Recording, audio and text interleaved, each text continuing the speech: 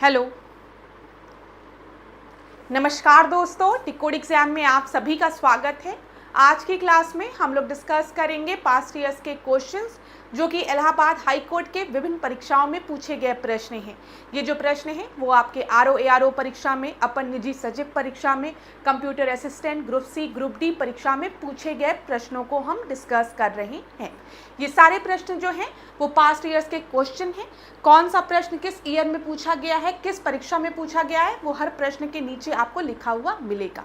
इस सीरीज में हम इस पुस्तक को कवर कर रहे हैं। यूथ कंपटीशन टाइम की ये पुस्तक है जिसमें अगर हम देखेंगे 8300 प्रश्न दिए गए हैं और इस सीरीज के माध्यम से हम एक एक प्रश्न को डिस्कस करते हुए चल रहे हैं।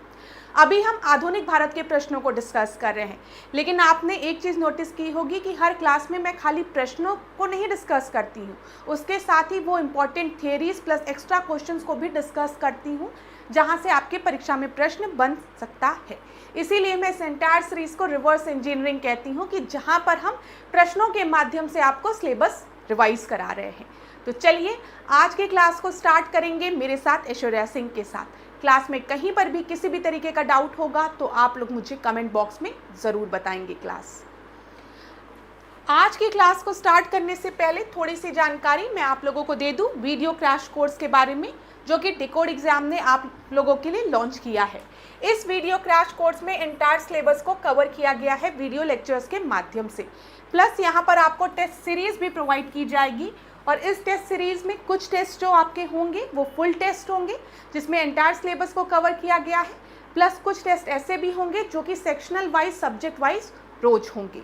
ठीक है, तो अगर आपको इस कोर्स से रिलेटेड या इस टेस्ट सीरीज से रिलेटेड कोई भी जानकारी चाहिए तो यहाँ पर आपको नंबर दिख रहा होगा क्लास, इस पर आप कांटेक्ट करिए, यहाँ पर आपको सारी इन्फॉर्मेशन प्रोवाइड करा दी जाएगी। चलिए अब आज की क्लास का हम पहला प्रश्न देखते हैं। और आधुनिक भारत में अगर हम देखेंगे अभी तक हमने 370 प्रश्नों को डिस्कस कर लिया है। इस प्रश्न में क्या बोला गया है, लॉर्ड डलहौजी ने हड़प नीति का इस्तेमाल क्यों किया था? झांसी राज्य से युद्ध करने के लिए, झांसी राज्य को हड़पने के लिए, झांसी की रानी लक्ष्मीबाई को गिरफ्तार करने के लिए, रानी लक्ष्मीबाई को प्राणदंड देने के लिए।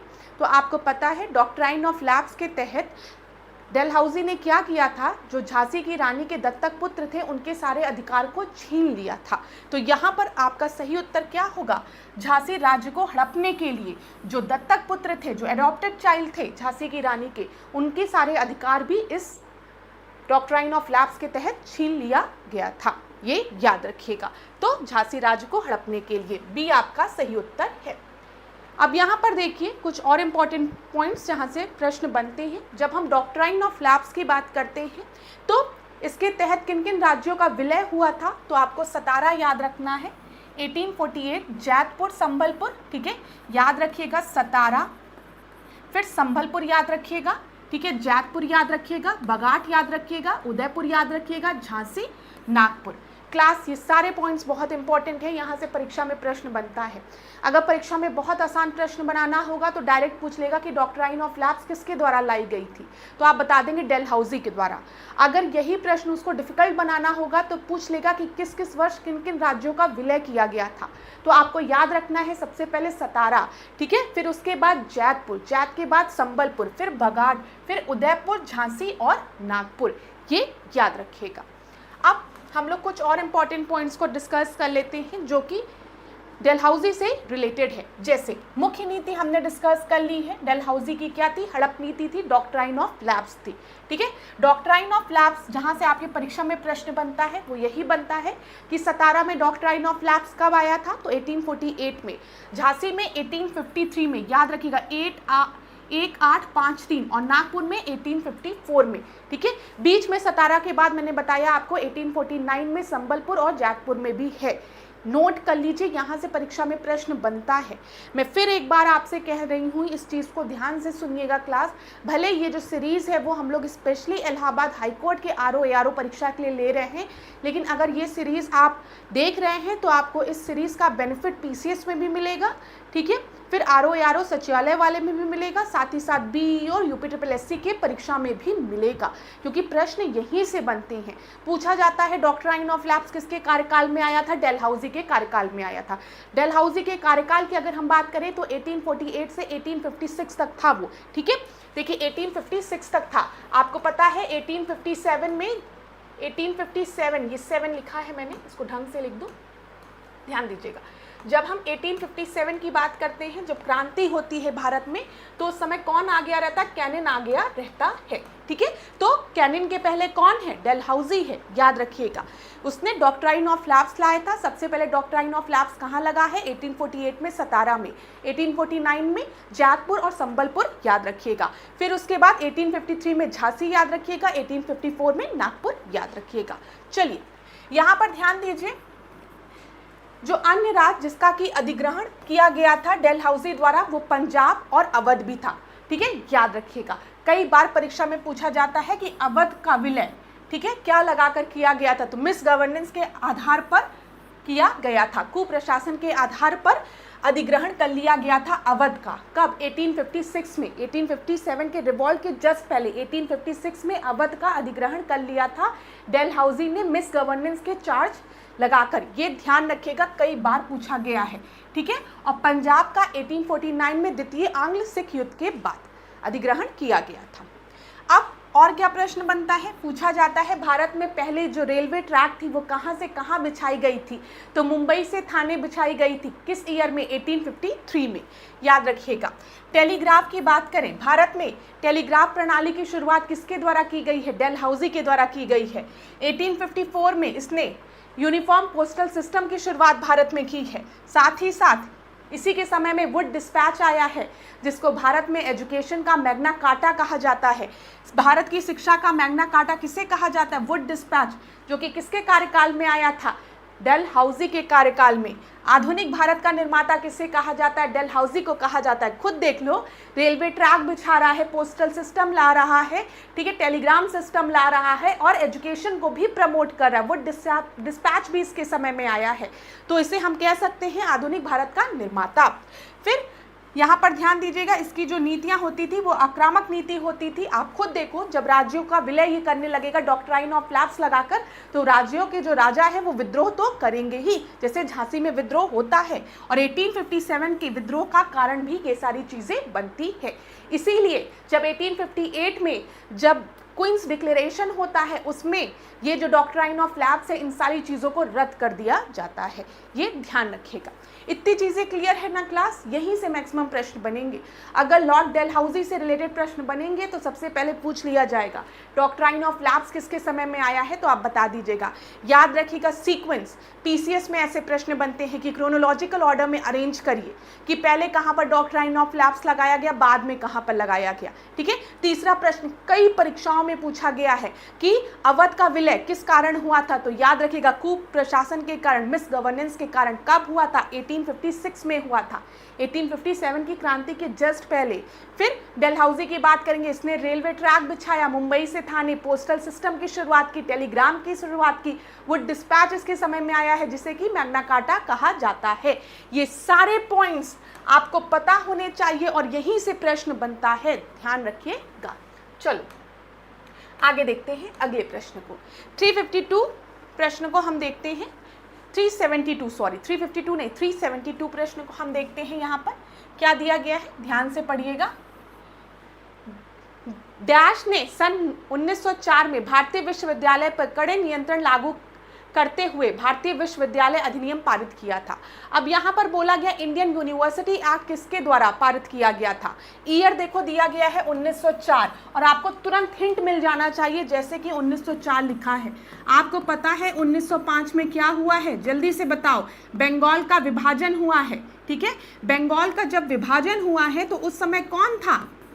उस समय कौन था बताओ? उस समय कर्जन था। तो 1904 में भी कौन है? कर्जन ही है। और कर्जन के समय ही इंडियन यूनिवर्सिटी एक्ट भी आया है। इस तरीके से आप हिंट भी ले सकते हो, ठीक है। क्योंकि आप हिस्ट्री पढ़ते हो, थोड़ा सा भी आधुनिक भारत पढ़ा होगा तो हमेशा दिमाग में बैठा रहता 1905 में बंगाल का विभाजन हुआ है और 1905 में कर्जन है। तो 1904 की बात हो रही है, 1904 में जब इंडियन यूनिवर्सिटी एक्ट आया है तो उस समय भी कर्जन ही था, याद रखिएगा, ठीक है। कर्जन के समय में अगर हम देखें तो इसके समय में अकाल आयोग का गठन हुआ है, ठीक है। पुलिस आयोग का गठन हुआ है, इरिगेशन आयोग का, इरिगेशन डिपार्टमेंट का भी गठन इसी के समय में हुआ है। भारतीय पुरातत्व विभाग का की भी स्थापना 1904 में कर्जन के समय में ही हुई है और बंगाल का विभाजन जो कि 16 अक्टूबर 1905 में हुआ है वो भी कर्जन के समय में ही हुआ है, याद रखिएगा। अब ये देख लो, बंगाल का विभाजन किसने किया है?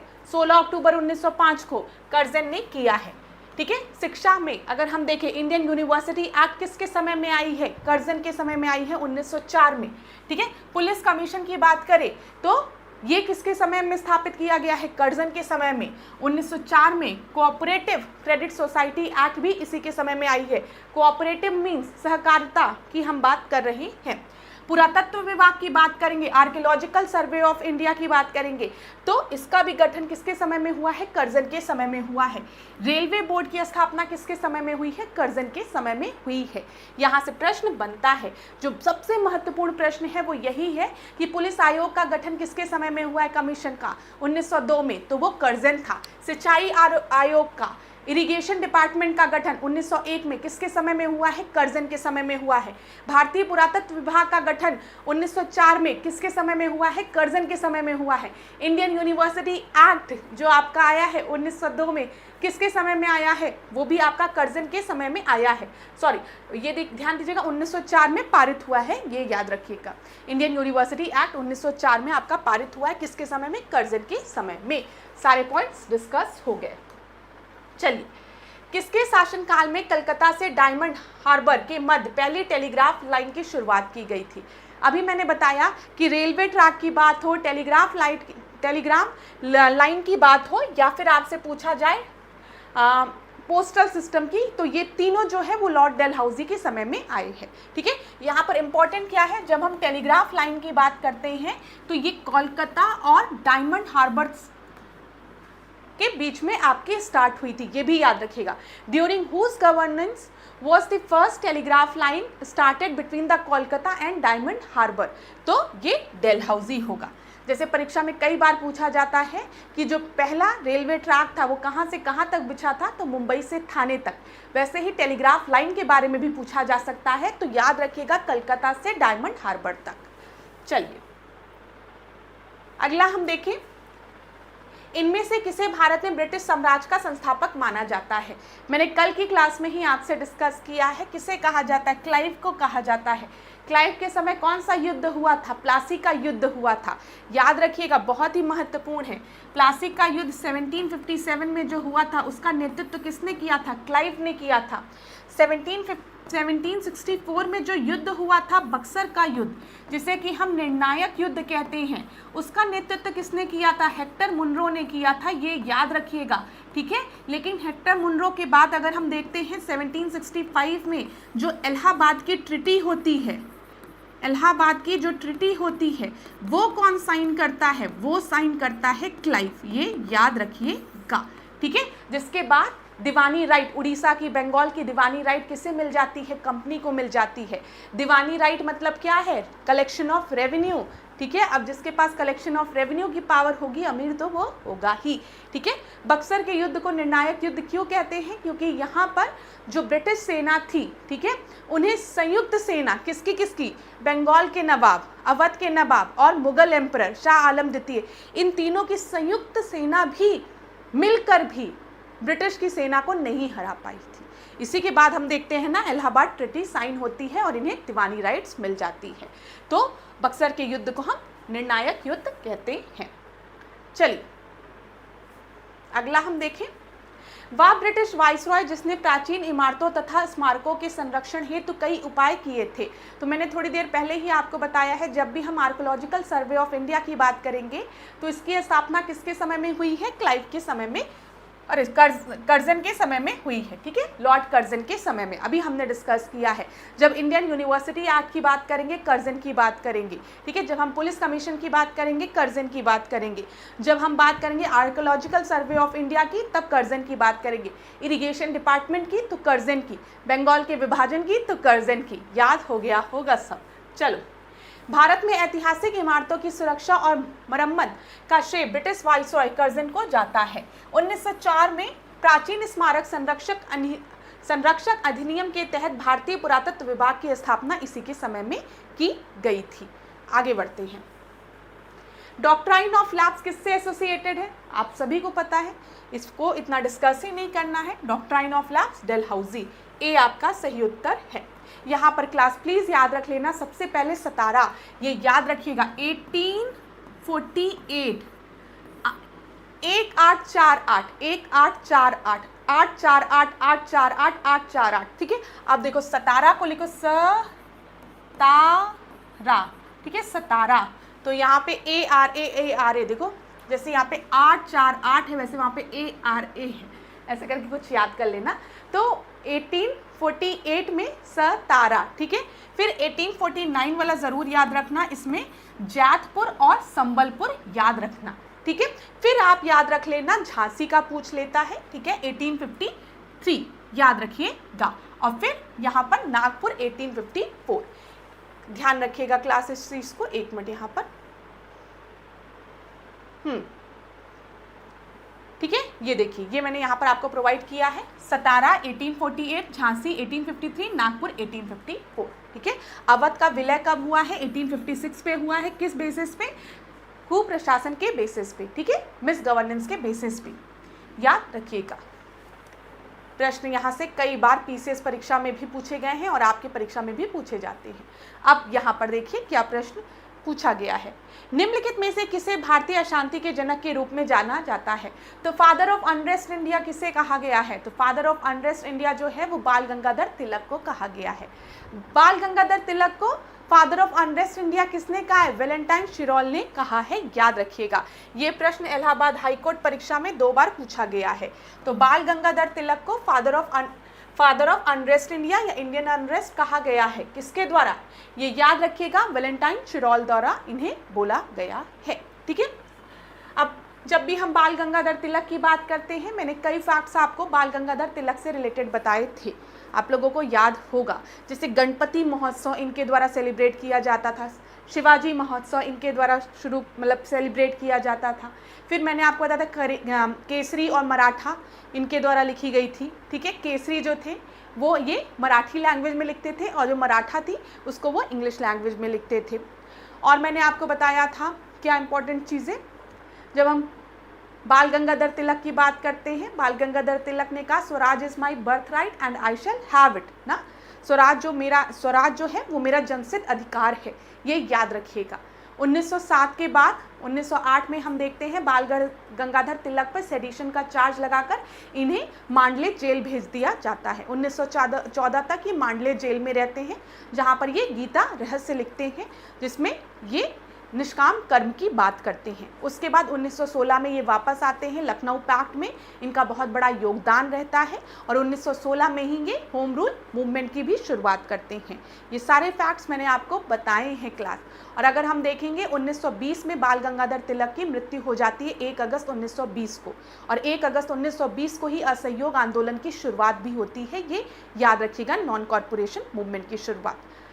इतनी चीज़ें क्लियर है, ठीक है। 1919 का जो आखिरी अमृतसर का सेशन था उसमें बाल गंगाधर तिलक ने पार्टिसिपेट किया था, ये याद रखिएगा। कई बार परीक्षा में आपको कंफ्यूज करने के लिए दे दिया जाता है कि बाल गंगाधर तिलक ने इंडियन नेशनल कांग्रेस के इस सेशन की अध्यक्षता की थी, लेकिन आप याद रखिएगा लाल बाल पाल में बाल गंगाधर तिलक एक्सट्रीमिस्ट लीडर में, गरम दल लीडर में एक ऐसे नेता थे जिन्होंने इंडियन नेशनल कांग्रेस की अध्यक्षता कभी भी नहीं की थी। तो पेपर में कभी भी अगर आपको कंफ्यूज करने के लिए दे दे किसी सेशन का नाम और दे दे इस सेशन की इस सम्मेलन की अध्यक्षता बाल गंगाधर तिलक द्वारा किया गया था इंडियन नेशनल कांग्रेस के, तो आप बताएंगे नहीं, उन्होंने किसी भी सेशन की अध्यक्षता नहीं की थी। ये सारे पॉइंट याद रखिएगा। चलिए, पैरेट ऑफ इंडिया इसमें आपको नॉन करेक्टली मैच्ड बताना है टाइटल के बारे में। यहाँ पर देखिए, पैरेट ऑफ इंडिया अमीर खुसरो को कहा जाता है, बिल्कुल सही है, ठीक है। फिर उसके बाद भगवान का अभिशाप चंगेज खान को कहा जाता है, सही है। Strong man of India Sardar Patel को कहा जाता है, बिल्कुल सही है। लौह पुरुष कहा जाता है ना सरदार वल्लभ भाई पटेल को। अशान भारत का जनक अब्दुल गफर खान को नहीं, किसे कहा जाता है यहाँ पर अशान भारत का जनक, फादर ऑफ अनरेस्ट इंडिया, बाल गंगाधर तिलक को। अब्दुल गफर खान की जब हम बात करते हैं तो ये रेड शर्ट आंदोलन से रिलेटेड हैं, आपको मैंने पढ़ाया है इसके बारे में। और ये रेड शर्ट आंदोलन कहाँ पर था? नॉर्थ वेस्ट फ्रंटियर प्रोविंस में। इनको हम किस नाम से जानते हैं? इनको हम फ्रंटियर गांधी के नाम से भी जानते हैं, ये याद रखिएगा। खुदाई खिदमतगार, ठीक है, याद रखिएगा, फ्रंटियर गांधी के नाम से अब्दुल गफर खान को जानते हैं। इन्होंने लाल शर्ट आंदोलन चलाया था नॉर्थ वेस्ट फ्रंटियर प्रोविंस में। चलो आगे बढ़ते हैं, सीमांत गांधी लिखा हुआ है। चलिए आगे देखें, सुभाष चंद्र बोस के द्वारा निम्न में से कौन सा नारा दिया गया था? तो बताइए, जय जवान जय किसान, वंदे मातरम, जय हिंद, इनकलाब जिंदाबाद। तो यहाँ पर अगर हम देखेंगे सुभाष चंद्र बोस के द्वारा कौन सा नारा दिया गया था? 379। जय जवान जय किसान किसने कहा है? लाल बहादुर शास्त्री ने कहा है, ठीक है। आप लोगों को पता होगा यहाँ पर सुभाष चंद्र बोस ने जो नारा दिया है वो है जय हिंद, ठीक है। सी आपका सही उत्तर है। दिल्ली चलो का नारा किसने दिया है? सुभाष चंद्र बोस ने दिया है। तुम मुझे खून दो मैं तुम्हें आज़ादी दूंगा, ये किसने दिया है? सुभाष चंद्र बोस ने दिया है, ठीक है। ये सारे नारे। चलिए, अच्छा, सुभाष चंद्र बोस किससे अपना राजनीतिक गुरु मानते थे? तो मैंने आपको पहले की क्लासेस में बताया है, चित्तरंजन दास को ये अपने राजनीतिक गुरु के रूप में देखते थे। इसी तरीके से जब पूछा जाता है कि महात्मा गांधी के राजनीतिक गुरु कौन थे, तो आप बताते हैं गोपाल कृष्ण गोखले, ठीक है। अब सुभाष चंद्र बोस से रिलेटेड कुछ इंपॉर्टेंट इवेंट्स जो कि पहले के क्लासेस में आपको पढ़ाए गए हैं, जो स्टूडेंट रिपीट कर रहे होंगे क्लासेस, मतलब जो रोज़ देख रहे होंगे, रेगुलर देख रहे होंगे, उनको ये सारी चीज़ें याद हो गई होगी, मैंने कई बार पढ़ाया है आपको। हम लोग डिस्कस कर लेते हैं। सुभाष चंद्र बोस ने, अगर हम देखें, ICS कब क्वालिफाई किया है? 1920 में, ठीक है। और एक ही साल बाद ये ICS से रिज़ाइन कर देते हैं। फिर ये इंडियन नेशनल कांग्रेस से जुड़ते हैं, ये स्वराज पार्टी से भी जुड़ते हैं 1923 में, याद रखिएगा। अगर हम इंडियन नेशनल कांग्रेस की अध्यक्षता की बात करें तो इन्होंने 2 बार 2 सेशन की अध्यक्षता की है, प्रिसाइड किया है, 1938 और 39। 1938 वाला सेशन जो है इंडियन नेशनल कांग्रेस का, वो कहाँ पर हुआ है? हरिपुरा में हुआ है। 1939 वाले सेशन में सुभाष चंद्र बोस को फिर चूज किया जाता है एज अ अध्यक्ष, जो कि कहाँ पर होता है? त्रिपुरी में होता है, याद रखिएगा। कहाँ पर? त्रिपुरी सेशन में इन्हें फिर दोबारा इलेक्ट किया जाता है एज अ प्रिसाइडिंग मेंबर। लेकिन आपको पता है यहाँ पर सुभाष चंद्र बोस के अपोजिशन में कौन खड़े थे? पट्टाभी सीतारमैया खड़े थे, जिनको कि किनका सपोर्ट मिल रहा था? महात्मा गांधी का सपोर्ट मिल रहा था। और ये बहुत रोचक चीज़ थी कि महात्मा गांधी के सपोर्ट के बाद भी पट्टाभी सीतारमैया को सुभाष चंद्र बोस हरा देते हैं, और बाद में कुछ कॉन्फ्लिक्ट के कारण ये इंडियन नेशनल कांग्रेस से रिज़ाइन कर देते हैं, और 1939 में ही ये फॉरवर्ड ब्लॉक का गठन करते हैं, ठीक है। ये याद रखिएगा, 1939 में ही जब ये त्रिपुरी सेशन से रिज़ाइन कर देते हैं। कई बार परीक्षा में प्रश्न बनता है कि 1939 का जो त्रिपुरी सेशन था, उसमें जब सुभाष चंद्र बोस ने रिज़ाइन कर दिया तो उसके बाद उस सेशन की अध्यक्षता किसने की थी? तो याद रखिएगा, राजेंद्र प्रसाद ने की थी। कई परीक्षाओं में पूछा गया प्रश्न है ये। फिर हम देखें 1941 में भारत से गुप्त प्रस्थान किया इन्होंने, और ये जर्मनी पहुंचते हैं। जर्मनी में आपको पता है इन्होंने फ्री इंडियन लीजन की शुरुआत की थी, जो कि कई जगह आपको टाइगर लीजन के नाम से भी मिलता है। ये क्या था? ये एक ग्रुप था जिसमें जो प्रिजनर ऑफ वॉर्स थे, जो कैदी थे, उनको इकट्ठा करके इन्होंने फ्री लीजन बनाया था, ठीक है। ये याद रखिएगा, जिससे कि कई जगह बोला जाता है टाइगर लीजन बी। ये कहाँ पर इन्होंने इसका फॉर्मेशन किया था? जर्मनी में, ठीक है क्लास। आपको पता है दूसरे विश्व युद्ध में जर्मनी, ठीक है, और जापान जो है वो यूके के अगेंस्ट में है, ये आपको पता है। तो सुभाष चंद्र बोस का मेनली पर्पस क्या था? कि दुश्मन का दुश्मन मेरा दोस्त, समझ रहे हैं। तो इसीलिए ये जर्मनी पहुंचते हैं हिटलर से दोस्ती करने और जर्मनी में ये फ्री लीजन का गठन करते हैं, जिसमें जो प्रिजनर ऑफ वॉर थे, जो कैदी थे, उनको एक जगह संगठित करके ये एक आर्मी टाइप की बनाते हैं। लेकिन बाद में सुभाष चंद्र बोस को हिटलर की मंशा अच्छी नहीं लगती है, जैसे कि हिटलर यूएसएसआर पे आक्रमण करना चाह रहा था। हिटलर ने अपनी बायोग्राफी में इंडिया के बारे में कुछ लिखा था, जिससे सुभाष चंद्र बोस को उन पर डाउट हुआ। उन्हें लगा कि कहीं ऐसा ना हो कि अभी हिटलर हमारा सपोर्ट करे और हमें स्वतंत्रता तो दिला दे, बाद में यही हम पर अटैक कर दे। तो सुभाष चंद्र बोस कहाँ चले गए? उसके बाद सुभाष चंद्र बोस पहुंचे जापान, ठीक है। और जापान के बाद ये सिंगापुर जाते हैं, जहां पर ये आज़ाद हिंद फौज को ज्वाइन करते हैं। ये हमेशा याद रखिएगा, आप में से किसी स्टूडेंट ने पूछा था कि मैम आज़ाद हिंद फौज के संस्थापक कौन थे? तो ये बिल्कुल सही है कि आज़ाद हिंद फौज की स्थापना जो है वो मोहन सिंह और रासबिहारी बोस द्वारा BOSC बोस द्वारा की गई थी, ठीक है। और बाद में मोहन सिंह लिखा जाता है कई जगह कि उसको उतनी सफलतापूर्वक नहीं चला पा रहे थे, क्योंकि उनको भी कहीं ना कहीं जापान की मंशा पर शक था और उनकी जो इंटरेस्ट थे वो जापान के इंटरेस्ट के साथ कई बार कॉन्फ्लिक्ट हो जाता था उनका, तो वो बहुत सक्सेसफुली नहीं चल पा रहा था। बाद में जब 1943 में सुभाष चंद्र बोस सिंगापुर पहुंचते हैं और उनको INA की कमान दी जाती है, तो INA आगे चल के हम देखते हैं 1943 में INA provincial government of Azad Hind की भी स्थापना कर देता है, जिसकी की मिलिट्री जो थी वो INA थी, ठीक है। प्रोविंशियल गवर्नमेंट सरकार बना देता है जापान की मदद से, जिसकी की मिलिट्री कौन थी? आज़ाद हिंद फौज थी, INA थी, ये याद रखिएगा। मैंने आपको पहले भी जब पढ़ाया है पास्ट ईयर्स के क्वेश्चन, तो आपके परीक्षा में ज़्यादातर प्रश्न यही बनता है कि फ्री लीजन का गठन किसके द्वारा किया गया था? सुभाष चंद्र बोस द्वारा किया गया था। कहाँ किया गया था? जर्मनी में किया गया था, ठीक है। फिर पूछा जाता आज़ाद हिंद फौज को सुभाष चंद्र बोस ने कहाँ ज्वाइन किया? तो सिंगापुर में ज्वाइन किया, ठीक है। याद रखिएगा 1943 में कमान संभाली थी इन्होंने, नेतृत्व किया था, और 1943 में ही इन्होंने प्रोविंशियल गवर्नमेंट भी फॉर्म कर दी थी। 1944 में सुभाष चंद्र बोस ने दिल्ली चलो का नारा दिया था, और 1945 में आपको पता है कि विमान दुर्घटना में बोला जाता है इनकी मृत्यु हो गई थी। आगे बढ़ते हैं। निम्नलिखित में से किसे march forward we are for India, India is for Indians के नारे का श्रेय दिया जाता है? बताइए। March forward we are for India and India is for Indian, ये नारा स्लोगन किसके द्वारा दिया गया था? तो ये नारा जो है वो दिया गया था मैडम बीकाजी कामा द्वारा। ए आपका सही उत्तर है।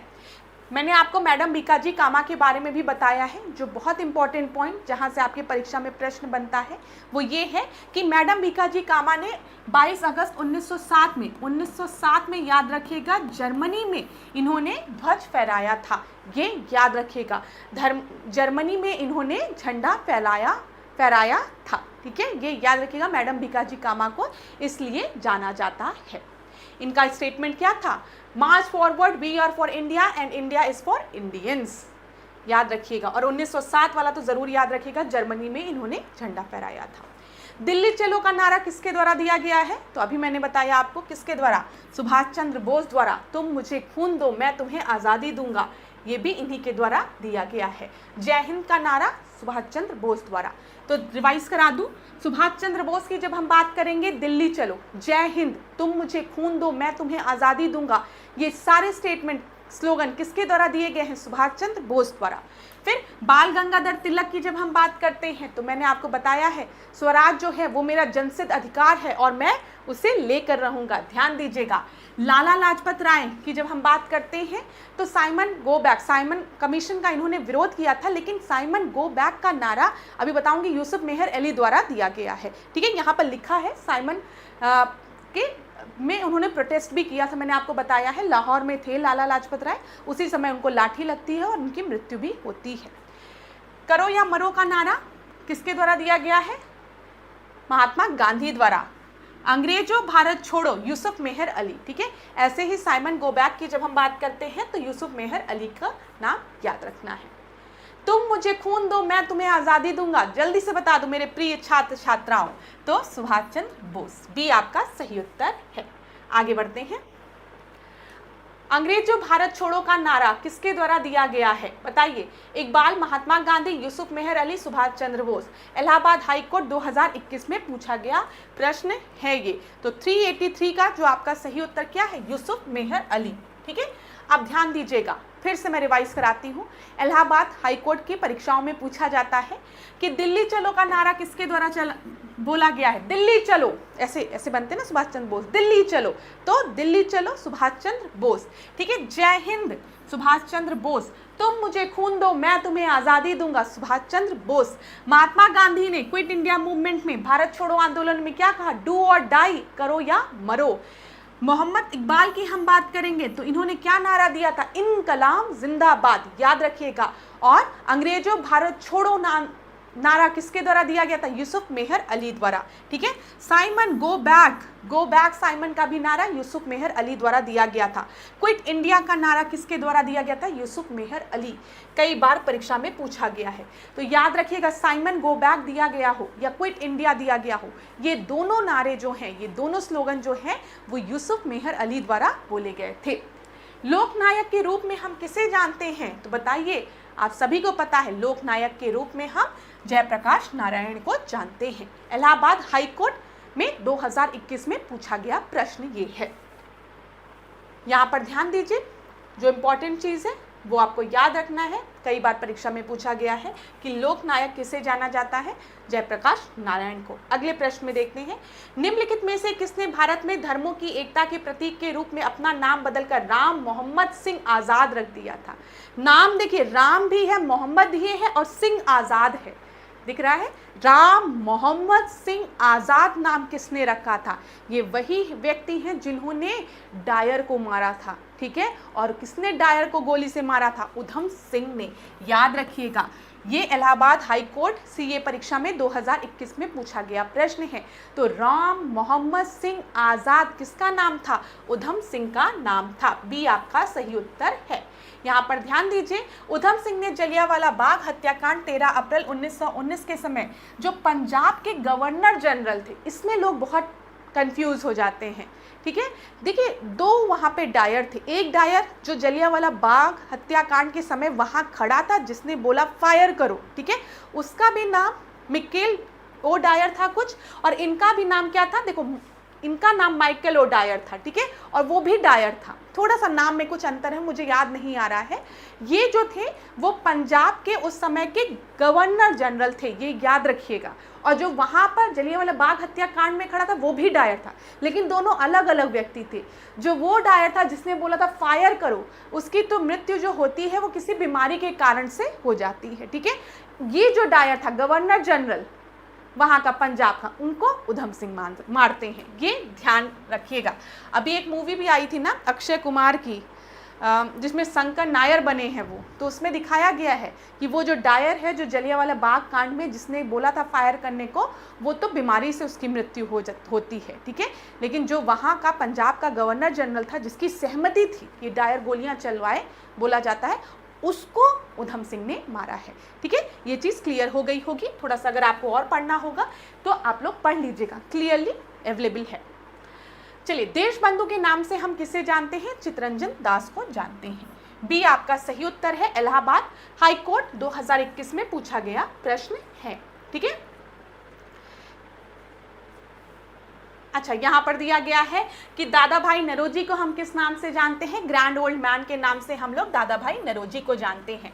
जब हम बात करते हैं ज्योतिबा फूले की तो आपको पता होना चाहिए, सत्य शोधक समाज की जब हम बात करते हैं तो उसके फाउंडर कौन थे, ज्योतिबा फूले। ज्योतिबा फूले की पत्नी का नाम क्या था, सावित्रीबाई फूले, जिनको कि हम पहली महिला शिक्षिका के रूप में देखते हैं, सावित्रीबाई फूले को। ठीक है, फिर यहाँ पर देखिए अरबिंदो घोष की जब हम बात करते हैं तो आपको पता है बाद में अरबिंदो घोष ने रिजाइन, मतलब वो छोड़ देते हैं और वो पुडुचेरी चले जाते हैं, वहाँ पर वो आश्रम की स्थापना करते हैं। अगला प्रश्न देखते हैं, निम्नलिखित में से किसने मैजिनी, गैरीबाल्डी, शिवाजी और कृष्ण की जीवनी लिखी और वो केंद्रीय सभा के लिए भी चुने गए थे, सेंट्रल असेंबली के लिए। तो याद रखिएगा, ये वही व्यक्ति हैं जिन्होंने लास्ट स्टेटमेंट क्या बोला था, हिंट देती हूँ, जिनका कि लास्ट स्टेटमेंट था कि मेरे शरीर में जितनी लाठियाँ लगी हैं उतनी ही कीले ब्रिटिशर्स के कफन में लगेगी, जिन्होंने साइमन कमीशन का विरोध किया था लाहौर में, ठीक है, जिनके ऊपर लाठियां स्कॉट द्वारा चलाई गई थी। आप लोगों को हिंट मिल गया होगा वो कौन थे, लाला लाजपत राय थे, जिन्हें हम शेरे पंजाब के नाम से भी जानते हैं। तो बी आपका सही उत्तर है। निम्नलिखित में से किसने मेजनी, गैरीबाल्डी, शिवाजी और श्री कृष्ण की जीवनी लिखी थी और केंद्रीय सभा असेंबली के लिए भी चुने गए थे? लाला लाजपत राय थे वो, ठीक है। आगे देखते हैं, किसे भारत की कोकिला के नाम से जाना जाता है? चलिए हिंट देती हूँ। भारत की कोकिला के नाम से उसे जाना जाता है जिसे हम जानते हैं कि 1925 के इंडियन नेशनल कांग्रेस की अध्यक्षता पहली बार किसी महिला अध्यक्ष ने की थी, जो कि भारतीय थी, भारतीय महिला अध्यक्ष थी वो। पहली इंडियन नेशनल कांग्रेस की पहली भारतीय महिला अध्यक्ष कौन थी, जिन्होंने 1925 वाले कानपुर सेशन को प्रेसाइड किया था? पहला हिंट।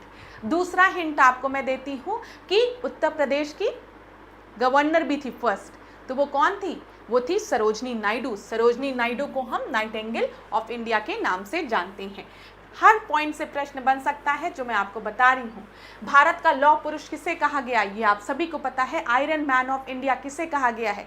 ये वो पुरुष हैं जिनको कि सरदार की उपाधि दी गई थी बारदौली सत्याग्रह के समय।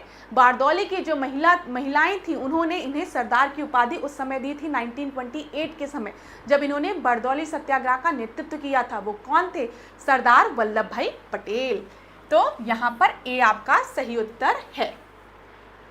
मैं आपको ये स्टेटमेंट हिंट इसलिए दे रही हूँ क्योंकि यहाँ पर जो हिंट मैं आपको दे रही हूँ वहाँ से भी आपके परीक्षा में प्रश्न बनते हैं, ठीक है, इसलिए मैं आपको बता दे रही हूँ। चलिए आगे देखते हैं, किसने कहा था स्वराज मेरा जन्मसिद्ध अधिकार है और मैं इसे लेकर रहूंगा? आप सभी को पता है ये स्टेटमेंट बाल गंगाधर तिलक द्वारा दिया गया था। इलाहाबाद हाई कोर्ट परीक्षा में 2019 में पूछा गया प्रश्न है। इलाहाबाद हाई कोर्ट ARO परीक्षा 2021 में पूछा गया प्रश्न है। आसान प्रश्न है ये सब। निम्नलिखित में से किसने नाइटहुड की पदवी को अस्वीकार किया और भारत के लिए राज्य परिषद के सचिव पद को अस्वीकार किया था? ठीक है, बताइए किसने? ध्यान दीजिए, who among the following rejected the title of knighthood and refuse to accept a position in the council of secretary of state for India? Motilal Nehru, MG Ranade, Gopal Krishna Gokhale या फिर BG तिलक? तो ABCD में से आपका सही उत्तर क्या है यहाँ पर? ये वो हैं जिनको कि महात्मा गांधी का पॉलिटिकल गुरु कहा जाता है। वो कौन है? गोपाल कृष्ण गोखले हैं। मैंने आपको गोपाल कृष्ण गोखले से रिलेटेड इंपॉर्टेंट पॉइंट्स बताए थे कि 1902 में ये इंपीरियल काउंसिल के मेंबर बने थे, ठीक है, याद रखिएगा। साथ ही साथ आपको याद रखना है कि इंपीरियल काउंसिल में पहली बार मुफ्त शिक्षा की बात, ठीक है, फ्री में शिक्षा की बात, फ्री एजुकेशन की बात किसके द्वारा की गई थी? गोपाल कृष्ण गोखले द्वारा की गई थी। दूसरी चीज़, महात्मा गांधी के पॉलिटिकल गुरु किससे कहा जाता है? गोपाल कृष्ण गोखले को कहा जाता है, ठीक है। सर्वेंट ऑफ इंडियन सोसाइटी की स्थापना गोपाल कृष्ण गोखले ने 1905 में की थी, याद रखिएगा। और 1905 में बनारस के इंडियन नेशनल कांग्रेस के सेशन की अध्यक्षता भी किसके द्वारा की गई थी? गोपाल कृष्ण गोखले द्वारा की गई थी। किसने अपनी नाइटहुड की उपाधि को अस्वीकार किया था और राज्य परिषद के सचिव पद को भी अस्वीकार कर दिया था? Council of secretary of state के पद को भी किसने अस्वीकार कर दिया था? गोपाल कृष्ण गोखले ने। C याद रखिएगा। चलिए आगे बढ़ते हैं। भारतीय स्वतंत्रता संग्राम के संदर्भ में निम्नलिखित में से किसे कांग्रेस का उदारवादी नेता कहा जाता है? तो उदारवादी नेता कौन है यहाँ पर? गोपाल कृष्ण गोखले हैं, याद रखिएगा, ठीक है। अगर हम बात करते अरबिंदो घोष की तो ये एक रिवॉल्यूशनरी थे, ठीक है, आप सभी को पता है। फिर उसके बाद जब हम बात करते हैं लाला लाजपत राय, बिपिन चंद्र पाल, तो लाल पाल बाल ये तो आपके कौन है? आपके गरम दल के नेता हैं। तो बचा कौन? गोपाल कृष्ण गोखले, ये एक उदारवादी नेता थे। ए आपका सही उत्तर है। देखो आ गया क्वेश्चन, या किसने कहा था कि प्रत्येक आघात जो मेरी पीठ पर मारा गया है वह ब्रिटिश साम्राज्य के ताबूत की एक कील साबित होगी? कील साबित होगी किसके द्वारा कहा गया है?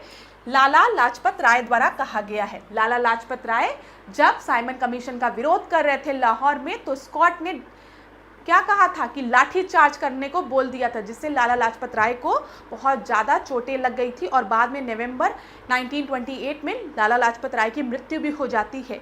लेकिन मृत्यु के पहले लाला लाजपत राय कहते हैं कि जितनी चोटें मेरे शरीर पे लगी है उतनी कीलें क्या होगी? ब्रिटिशर्स के कफन में होगी, ठीक है, लगेगी, ताबूत की कील साबित होगी। चलिए 394 प्रश्न को हम देखते हैं। भारत के स्वतंत्रता संघर्ष के दौरान निम्नलिखित में से किसने सत्यमेव जयते का नारे का प्रयोग किया था? ठीक है, यहाँ पर सत्यमेव जयते के नारे का प्रयोग किसके द्वारा किया गया था स्वतंत्रता संघर्ष के दौरान? तो ये किया गया था पंडित मदन मोहन मालवीय द्वारा। ठीक है, डी आपका सही उत्तर है, यहाँ पर ध्यान रखिएगा। चलिए, Who said, who lives if India dies? Who lives if India dies? यह कथन किसके द्वारा दिया गया है? तो मदन मोहन मालवीय द्वारा, सुभाष चंद्र बोस, सरदार वल्लभ भाई पटेल या फिर जवाहरलाल नेहरू? तो ये जो स्टेटमेंट है ये पंडित जवाहरलाल नेहरू द्वारा दिया गया है। इलाहाबाद हाईकोर्ट आरओ परीक्षा 2021 में पूछा गया प्रश्न है। यहाँ पर ध्यान दीजिए, Who lives if India dies? ये स्टेटमेंट किसके द्वारा दिया गया है? पंडित जवाहरलाल नेहरू द्वारा, याद रखिएगा। जय हिंद की बात किसने कही है? जय हिंद का नारा किसने दिया है? तो आप बताएंगे सुभाष चंद्र बोस ने। वल्लभ भाई पटेल, महात्मा गांधी, इन सब की बात करें जो क्विट इंडिया मूवमेंट में थे, उन्होंने करो या मरो की बात की है। मदन मोहन मालवीय ने सत्यमेव जयते का प्रयोग किया है। ठीक है, बिस्मार्क ऑफ इंडिया किसे कहा जाता है? तो ये आप सभी को पता है, वल्लभ भाई पटेल को। डी आपका सही उत्तर है, 2021 में पूछा गया प्रश्न है। अगला देखें, यह किसने कहा था कि जीत सत्य के रूप में आती है क्योंकि हमने इसे एक अतिथि के रूप में प्राप्त करने की कला खो दी है? तो बताइए यहाँ पर, यह किसने कहा था कि जीत जो है वो सत्य के रूप में आती है क्योंकि हमने इसे एक अतिथि के रूप में प्राप्त करने की कला खो दी है? तो ये स्टेटमेंट किसके द्वारा दिया गया है? रविन्द्रनाथ टैगोर द्वारा दिया गया है। इस तरीके के प्रश्न आपके इलाहाबाद हाईकोर्ट के कई परीक्षाओं में पूछे गए हैं। ठीक है, कि किस स्लोगन को किसके द्वारा दिया गया है? तो ध्यान रखिएगा, रविन्द्रनाथ टैगोर ने कहा है जीत सत्य के रूप में आती है क्योंकि हमने इसे एक अतिथि के रूप में प्राप्त करने की कला खो दी है। आगे देखते हैं, 398 साइमन कमीशन की रिपोर्ट को कचरे के ढेर पर फेंक देना चाहिए। निम्नलिखित में से ये स्टेटमेंट किसके द्वारा दिया गया है कि ये जो साइमन कमीशन की रिपोर्ट है इसको कचरे में फेंक दो, कचरे के ढेर में फेंक दो? जब हमारे घर में बड़े गुस्सा आते हैं तो कहते हैं जाओ कचरे में ले जाके फेंक दो, नहीं चाहिए इनको। तो ऐसा नहीं कहते हैं, लेकिन मैंने बोल दिया ताकि आप लोग को याद रहे। तो 398 का आपका सही उत्तर क्या है? शिवास्वामी अय्यर, याद रखिएगा, शिवास्वामी अय्यर। तो ये जो स्वामी लोग होते हैं ना, ठीक है, गुस्सा ज़्यादा है ना, तो क्या बोले, आपको याद करने के लिए बता रही हूँ बस मैं। स्वामी ने क्या बोला कि ले जाके कचड़े के ढेर में फेंक दो, बस याद रखिएगा, शिवास्वामी अय्यर की बात हम कर रहे हैं। अगला हम देखते हैं, निम्नलिखित में से किस स्वतंत्रता सेनानी को लोकमान्य के नाम से भी जाना जाता है? तो आप सभी को पता है लोकमान्य तिलक, बाल गंगाधर तिलक को बोला जाता है। बी आपका सही उत्तर है। ये सब तो बहुत ही आसान प्रश्न है। देखो, भारत का बिस्मार्क किसे कहा जाता है? सरदार वल्लभ भाई पटेल को। ठीक है, शहीद ए आजम किसे कहा जाता है? भगत सिंह को। देश रत्न किसे कहा जाता है? डॉक्टर राजेंद्र प्रसाद को। दादा भाई नौरोजी को हम grand old man of India के नाम से जानते हैं। सारे जहां से अच्छा हिंदुस्तान हमारा, ठीक है, ये किसके द्वारा लिखा गया है बताइए? ये आपका प्रश्न जो है वो इलाहाबाद हाईकोर्ट ARO फिर ARO 2021-14 में पूछा गया प्रश्न है। इकबाल, राम प्रसाद बिस्मिल, कैफी आजम या फिर अशफाक उल्लाह खान? तो 400 का जो आपका सही उत्तर है वो क्या है? वो आप सभी को पता है, वो है मोहम्मद इकबाल द्वारा लिखा गया है, सारे जहां से अच्छा हिंदुस्तान हमारा, याद रखिएगा। आगे बढ़े, भारत में सामुदायिक समूहों की वास्तविकताओं को मान्यता दिए बिना यहाँ यूरोपीय लोकतंत्र को लागू नहीं किया जा सकता है। The principle of the European democracy cannot be applied to the India without recognizing the fact of the communal group। ये किसके द्वारा बोला गया है? शौकत अली, मोहम्मद अली जिन्ना, मोहम्मद इकबाल, मौलाना आज़ाद। 2014 में इलाहाबाद हाईकोर्ट में पूछा गया प्रश्न ये है। तो यहाँ पर आपका सही उत्तर जो है ये स्टेटमेंट मोहम्मद इकबाल द्वारा दिया गया है। सी आपका सही है। भारत में सामुदायिक समूहों की वास्तविकताओं को मान्यता दिए बिना यहाँ यूरोपीय लोकतंत्र को लागू नहीं किया जा सकता है, ये स्टेटमेंट मोहम्मद इकबाल द्वारा दिया गया है। निम्नलिखित में से किसने कहा कि 100 वर्ष तक भी स्वराज नहीं आएगा यदि अस्पृश्यता का उन्मूलन ना किया जाए? तो बताइए, Swaraj would not come for 100 year if untouchability was not eliminated. ये किसने कहा? ये कहा है BR अम्बेडकर द्वारा ये स्टेटमेंट दिया गया है।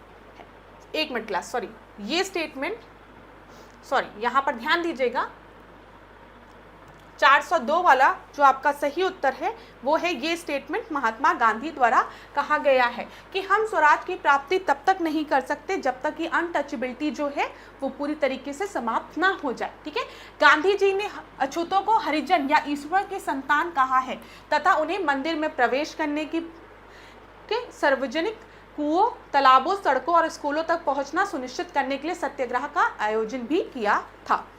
आगे बढ़ते हैं। 1935 का नया अधिनियम हम पर थोपा गया है। यह बाहर से तो कुछ कुछ लोकतांत्रिक दिखाई देता है परंतु अंदर से यह बिल्कुल खोखला है। ये स्टेटमेंट किसके द्वारा दिया गया है बताइए? ये स्टेटमेंट पंडित मदन मोहन मालवीय द्वारा दिया गया है कि 1935 का जो अधिनियम है वो हम पर थोपा गया है। यह बाहर से तो आपका लोकतांत्रिक दिखाई देता है लेकिन अंदर से ये बिल्कुल खोखला है। ठीक है, पंडित मदन मोहन मालवीय ने बोला था। अब देखो हम लोग डिस्कस करने जा रहे हैं कुछ मैगजीन्स को जो कि महत्वपूर्ण है। अपनी किस प्रसिद्ध पुस्तक में महात्मा गांधी ने घोषणा की थी कि भारत में ब्रिटिश शासन भारतीयों के सहयोग से स्थापित हुआ? ये स्वराज भारत में, भारत भूमि में, वंदे भारत में या फिर हिंद स्वराज में? तो 404 वाले का जो आपका सही उत्तर है वो क्या है? हिंद स्वराज। आप सभी को पता है कि हिंद स्वराज के रचयिता कौन है? महात्मा गांधी हैं। ठीक है, तो महात्मा गांधी ने हिंद स्वराज में लिखा है कि भारत में ब्रिटिश शासन भारतीयों के सहयोग से स्थापित हुआ। साथ ही साथ जब हम यंग इंडिया की बात करते हैं तो वो किसके द्वारा लिखी गई है? महात्मा गांधी के द्वारा लिखी गई है। इंडियन ओपिनियन की बात करते हैं तो वो भी महात्मा गांधी द्वारा। ठीक है, हिंद स्वराज, यंग इंडिया और इंडियन ओपिनियन याद रखिएगा। आगे बढ़ते हैं। स्त्रियों के लिए दैनिक बामा बोधनी पत्रिका के द्वारा डैश के द्वारा आरंभ की गई थी। तो आपका यहाँ पर सही उत्तर क्या है? यहाँ पर जितने भी स्टेटमेंट आपके दिए गए हैं सब गलत हैं, ध्यान दीजिएगा। देखिए, बाम बोधनी पत्रिका की जब हम बात करते हैं तो उमेश चंद्र दत्ता द्वारा संपादित एक मासिक पत्रिका थी ये, और यहाँ पर अगर आप देखेंगे उमेश चंद्र दत्त का नाम नहीं दिया गया है तो इस वजह से इसको गलत माना गया था। अंग्रेजी साप्ताहिक न्यू इंडिया के संपादक कौन थे? तो न्यू इंडिया के संपादक कौन थे? बिपिन चंद्र पाल, लाला लाजपत राय, बाल गंगाधर तिलक या फिर एओ ह्यूम? यहाँ पर आपका पूछा गया है। तो 2021 में पूछा गया प्रश्न है 406 वाले का आपका सही उत्तर क्या है? बिपिन चंद्र पाल। यहाँ पर ध्यान दीजिएगा, हु फाउंडेड इंग्लिश वीकली, ठीक है, वीक में छपती थी। तो क्रांतिकारी बिपिन चंद्र पाल ने अंग्रेजी साप्ताहिक जो आपकी पत्रिका थी न्यू इंडिया, उसका प्रकाशन 1892 में किया था, ये याद रखिएगा। और अगर आपसे पूछेगा न्यू इंडिया दैनिक समाचार के बारे में, कंफ्यूज मत होइएगा, यहाँ पर मंथ उसकी बात की जा रही, वीकली साप्ताहिक की बात की जा रही है, साप्ताहिक न्यू इंडिया। तो इसके संपादक कौन है? तो इसके संपादक आपको याद रखना है बिपिन चंद्र पाल का नाम। लेकिन अगर आपसे पूछा जाएगा न्यू इंडिया जो अंग्रेजी दैनिक समाचार था उसके संपादक कौन थे, तो आप फिर एनी बेसेंट बताएंगे। ठीक है, और यंग इंडिया का महात्मा गांधी। आगे बढ़ते हैं। फारसी क्रांतिकारी मैडम भीकाजी कामा ने एक साप्ताहिक पत्रिका आरंभ की थी, उसका क्या नाम था? उसका नाम था ABCD में से बताइए। लोटस था, वंदे मातरम था, इंडिया था, स्वराज था। जो 407 का जो आपका सही उत्तर है वो है वंदे मातरम, याद रखिएगा। ठीक है, मैडम भीकाजी कामा का नाम आपको याद रखना है। 1907 में अंतर्राष्ट्रीय कांग्रेस की बैठक में जर्मनी में इन्होंने झंडा फहराया था और इन्हें भारतीय क्रांति की जननी भी कहा जाता है। ये भी इंपॉर्टेंट पॉइंट है जो आपको पता होना चाहिए। यहाँ से परीक्षा में प्रश्न बनता है। मैडम भीकाजी कामा से रिलेटेड मैंने देखा इलाहाबाद हाई कोर्ट में कई प्रश्न बने हैं।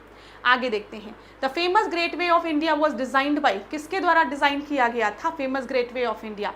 विलियम स्टीवेंस के द्वारा, जोसेफ बेफिस्टा के द्वारा, जॉर्ज विंटेड के द्वारा या फ्रांसीसी न्यूटन सूजा के द्वारा? तो ये इलाहाबाद हाई कोर्ट 2022 में पूछा गया प्रश्न है, ध्यान दीजिएगा। तो जो ग्रेट वे ऑफ इंडिया है उसको डिजाइन किसने किया था? जॉर्ज विंटेड ने, ये याद रखिएगा। सी आपका सही उत्तर है। यह स्मारक 1911 में भारत की यात्रा पर आए किंग जॉर्ज पंचम, जब जॉर्ज पंचम आए थे 1911 में, याद रखिएगा, और रानी मैरी की स्मृति में बनाया गया था। अगला देखें, राष्ट्रपति भवन किसके द्वारा डिजाइन किया गया है? तो यहाँ पर एडविन ल्यूटन डी आप ल्यूटन सही है, डी आपका सही उत्तर है, याद रखिएगा राष्ट्रपति भवन के बारे में। अगला हम देखें, प्रथम विश्व युद्ध में 70,000 से ज्यादा मारे गए सिपाहियों की याद में बनाया गया स्मारक कौन सा? Gateway of India, Charminar, India gate, Delhi war cemetery. तो ए बी सी डी में से आपका सही उत्तर यहाँ पर क्या होगा? 410 वाले का। तो आप सभी को पता है यहाँ पर जो सही उत्तर है वो है 410 का सी, ठीक है, इंडिया गेट। तो प्रथम विश्व युद्ध में 70,000 से ज़्यादा लोग मारे गए थे, सिपाही जो थे, जो अधिकतर भारतीय थे, उनकी याद में बनाया गया स्मारक कौन सा है? इंडिया गेट है, जो कि कहाँ पर है? आप सभी को पता है कि सारी चीज़ें, तो जो कि नई दिल्ली में है। चलिए अगला प्रश्न देखें, Gateway of India, India Gate कहाँ पर है?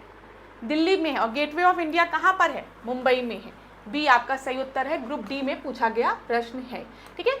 ये तो आसान प्रश्न है, इसमें कुछ ऐसा डिस्कस नहीं करना है। चलिए, the first president of all India trade union Congress, all India trade union Congress के प्रथम अध्यक्ष कौन थे? लाला लाजपत राय, श्री राजा गोपालचारी, मोतीलाल नेहरू, चंद्रशेखर आजाद। ये इलाहाबाद हाईकोर्ट स्टेनो परीक्षा 2025 में पूछा गया प्रश्न है, और यहाँ पर फर्स्ट प्रेसिडेंट जो थे all India trade union Congress के, वो लाला लाजपत राय थे। ए आपका सही उत्तर है, ठीक है। अब इस ट्रेड यूनियन की स्थापना कब हुई थी? याद रखिएगा, मुंबई में, ठीक है, 1920 में। और यहाँ पर जो और इम्पोर्टेंट नाम आपको याद रखने, वो जोसेफ बेफिस्टा का नाम याद रखिएगा, एनएम जोशी का नाम याद रखिएगा, चमन लाल दीवान का भी नाम याद रखना है, क्योंकि कई परीक्षा में डायरेक्ट प्रश्न पूछा जाता है कि ऑल इंडिया ट्रेड यूनियन की अध्यक्षता किसके द्वारा की गई थी, तो आप बता देते हैं लाला लाजपत राय, लेकिन कई बार जोसेफ बेफिस्टा, एनएम जोशी का भी नाम दिया रहता है, तो याद रखिएगा। आगे बढ़ते हैं, यहाँ पर आपको क्या करना है? मैच करना है। William Jones, Rabindranath Tagore, Thomas Macaulay, Mahatma Gandhi. तो चलिए बताइए, जब हम बात करते हैं प्रमोशन ऑफ इंग्लिश एजुकेशन की, तो बताइए क्या कौन है? Respect for ancient culture, learning in natural, critical of English education. तो यहाँ पर आपका सही उत्तर क्या हो जाएगा? टाइम ले लीजिए थोड़ा सा क्लास, बस अभी प्रश्न खत्म हो जाएंगे, ज़्यादा प्रश्न नहीं बचे हैं।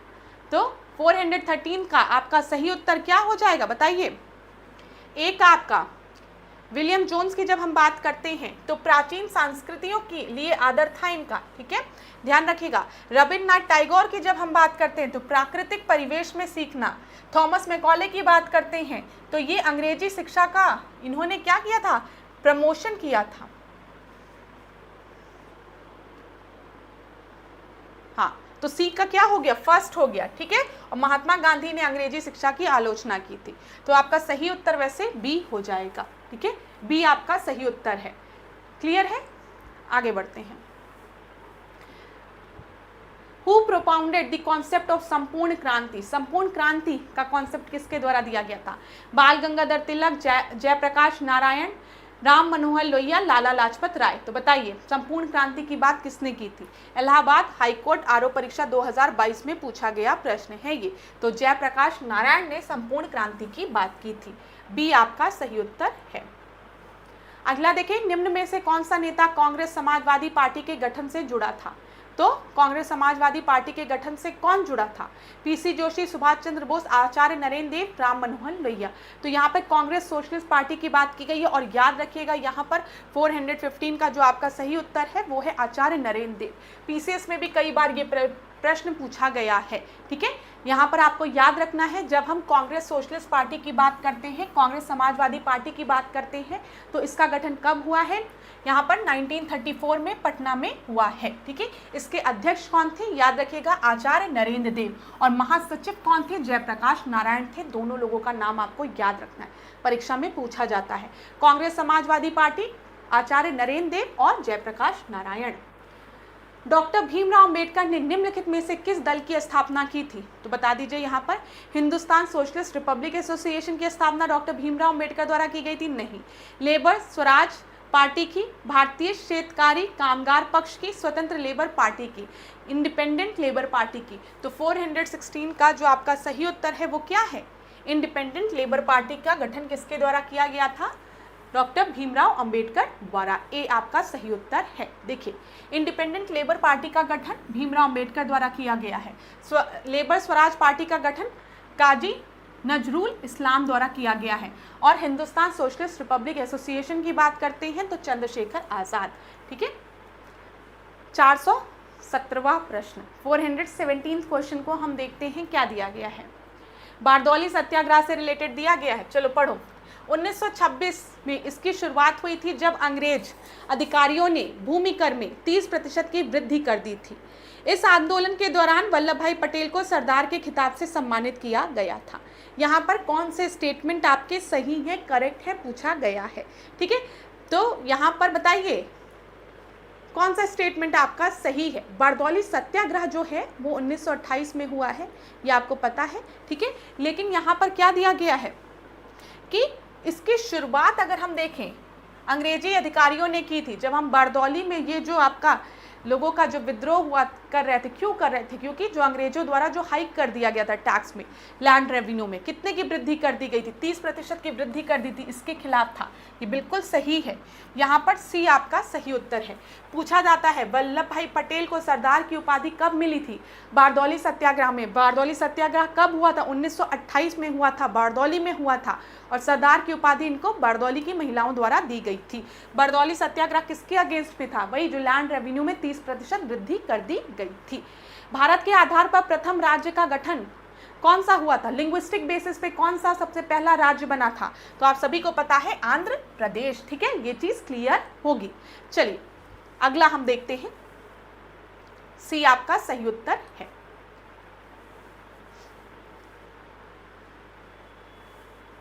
अगला हम देखें, जब भारतीय सशस्त्र सेना ने हैदराबाद की रियासत पर आक्रमण किया और निजाम को पराजित किया, उस आक्रमण का कोड क्या था? ये पूछा गया है। तो बताइए 2021 में पूछा गया प्रश्न है, ये 419वां प्रश्न है। तो उस ऑपरेशन का जो कोड था वो था ऑपरेशन पोलो। ठीक है, याद रखिएगा। The code name of the action which the Indian armed force used when they invaded the state of Hyderabad and overthrew its nizam, तो वो ऑपरेशन पोलो था। मौले मिंटो रिफॉर्म को हम किस नाम से जानते हैं? सारे मेरे विद्यार्थी लोग जानते होंगे, बताओ। Indian council act 1909। ठीक है, बी, जिसमें मौले मिंटो रिफॉर्म में सेपरेट इलेक्टोरेट की बात की गई थी। किसके लिए? मुस्लिम्स के लिए। ठीक है, तो आज की क्लास को हम यहीं पे एंड करते हैं। अब आधुनिक भारत के सारे प्रश्न मैंने कवर कर लिए हैं। आप प्लेलिस्ट में जाओ और आधुनिक भारत के जितने भी प्रश्न, देखो आज हमने कितने प्रश्नों को कवर किया। अभी कुछ प्रश्न बचे होंगे, उसको भी कवर कर लेंगे अगर बचे होंगे तो। अभी तक 420 प्रश्न हमने आधुनिक भारत के कवर किए हैं इस सीरीज में क्लास। लेकिन आप खुद जानते हैं, जो स्टूडेंट मेरी रेगुलर क्लास देख रहे होंगे, कि हमने 420 खाली प्रश्नों को नहीं देखा है, हमने इसके साथ बहुत से इंपॉर्टेंट पॉइंट को रिवाइज करवाया है।